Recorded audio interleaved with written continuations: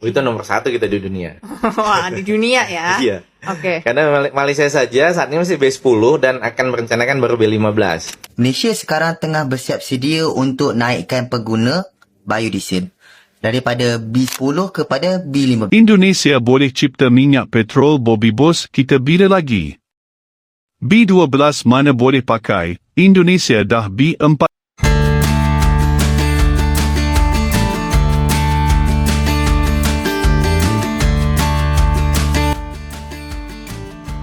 Hai, ketemu lagi dengan Rizka Yuni. Indonesia tuh lagi bikin gebrakan besar yang patut dibanggakan.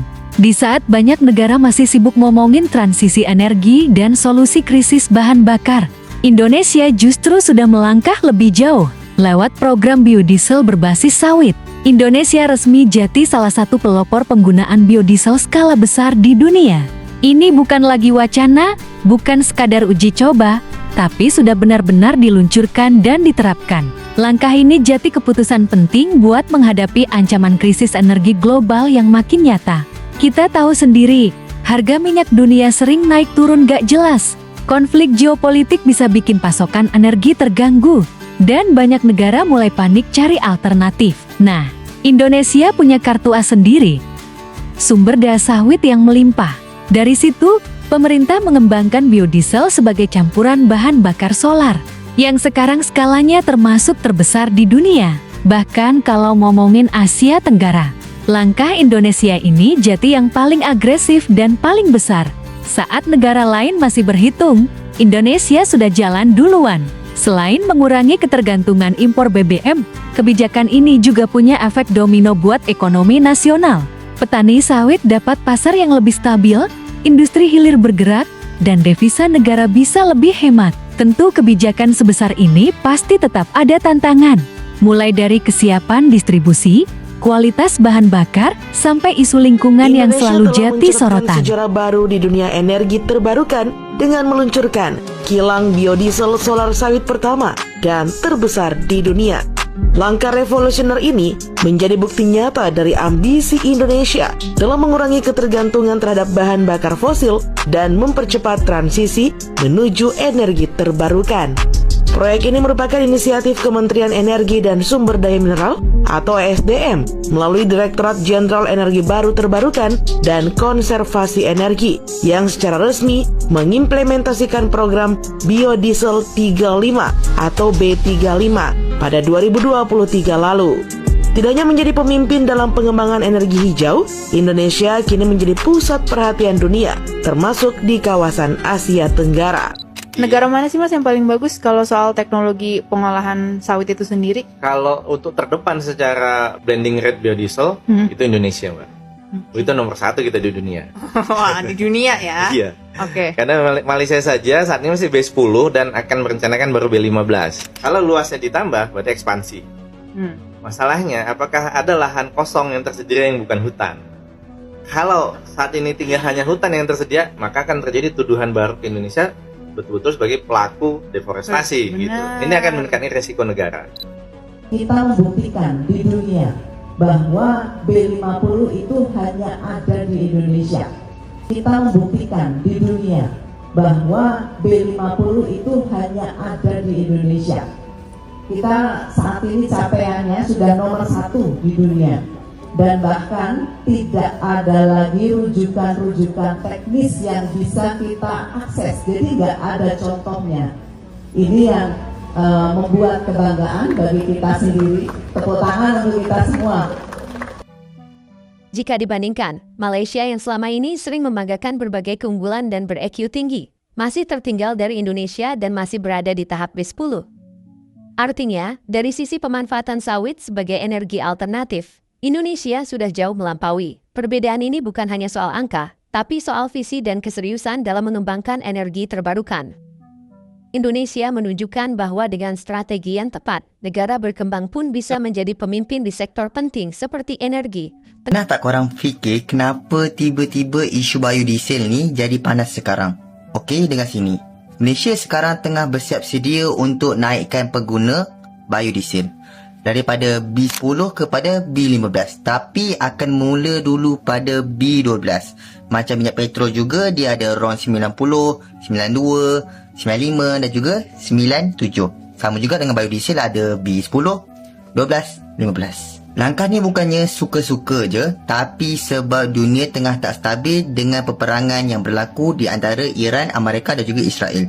Jadi strategi kita adalah untuk guna apa yang ada, iaitu minyak sawit.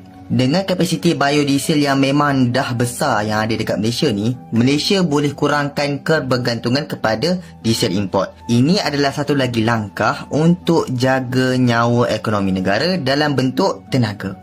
Tapi ada harga yang perlu kita bayar. Sebab kos baja dah naik sampai 20%. Jadinya tekanan kepada harga makanan mungkin akan datang. Cuma belum terasa sepenuhnya lagi. Kerajaan memang dah nampak benda ni, sebab tu subsidi petani mula dinaikkan, insentif pesawah pun ditambah. Mereka cuba tahan impak sebelum sampai kepada rakyat. Kesimpulannya, ini bukan sekadar cerita minyak biodiesel semata-mata, tapi tentang cara bagaimana Malaysia cuba untuk bertahan dalam dunia yang makin tidak menentu. Terima kasih. Kerajaan Indonesia melihat keadaan telah mengarahkan program B50 mereka bermula lebih awal pada 2028. Apa itu B50? Ini bukan B40 ya. B50 adalah biodiesel, iaitu minyak sayur campur dengan diesel, di mana minyak diesel dicampur dengan 40 sehingga 50% minyak sayur dan selebihnya diesel. Dan kenapa tidak? Sebab Indonesia adalah pengeluar terbesar kelapa sawit di dunia. Maksudnya dia ada banyak minyak sayur. Dan bila kita lihat di Malaysia, harga diesel di Semenanjung RM6.72 dan di Borneo yang dapat subsidi masih dikekalkan dengan harga RM2.15. Mungkin kalau Malaysia pun ke arah biodiesel, kita boleh pada masa depan mengurangkan kos pengeluaran. Dan Borneo pengeluar besar kelapa sawit dengan 3 juta hektar.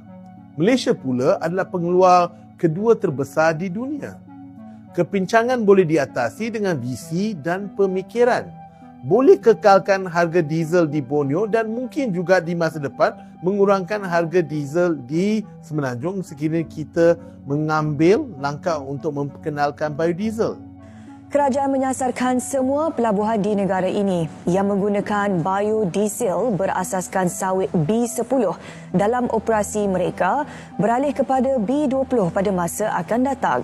Penggunaan itu dapat membantu negara mencapai sasaran pengurangan intensiti pelepasan gas rumah kaca GHG berdasarkan keluaran dalam negara kasar KDNK sebanyak 45% menjelang 2030.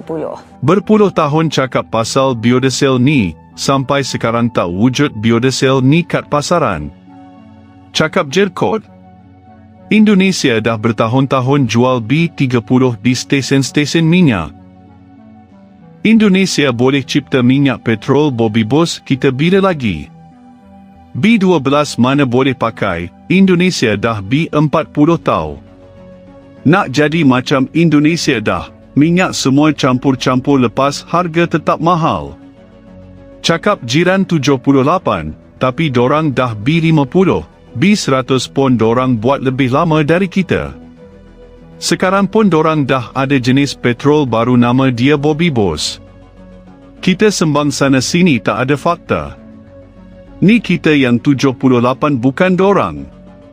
Makin mundur kita zaman Madanun sekarang. Dekat Malaysia Tapi baru satu B20 hal yang nggak bisa paling dipungkiri, tinggi, dorang dah Indonesia nak bayar berani 40, mengambil langkah besar. 45 Di tengah dah, banyak kau nak keraguan, kata mana lagi Indonesia lama justru sebenarnya? menunjukkan kalau negara berkembang juga bisa jadi trendsetter dalam inovasi energi.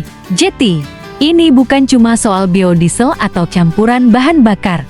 Ini soal bagaimana Indonesia mencoba berdiri lebih mandiri menghadapi masa depan energi dunia. Patut bangga, jelas, karena kali ini Indonesia nggak cuma ikut tren dunia, tapi ikut menentukan arahnya. Menurut kalian, langkah Indonesia ini bakal jadi game changer atau masih banyak PR? Tulis pendapat kalian di kolom komentar. Jangan lupa like dan subscribe juga agar kalian tidak ketinggalan video menarik lainnya. Terima kasih sudah setia dengan Rizka Yuni. Sampai jumpa di video selanjutnya.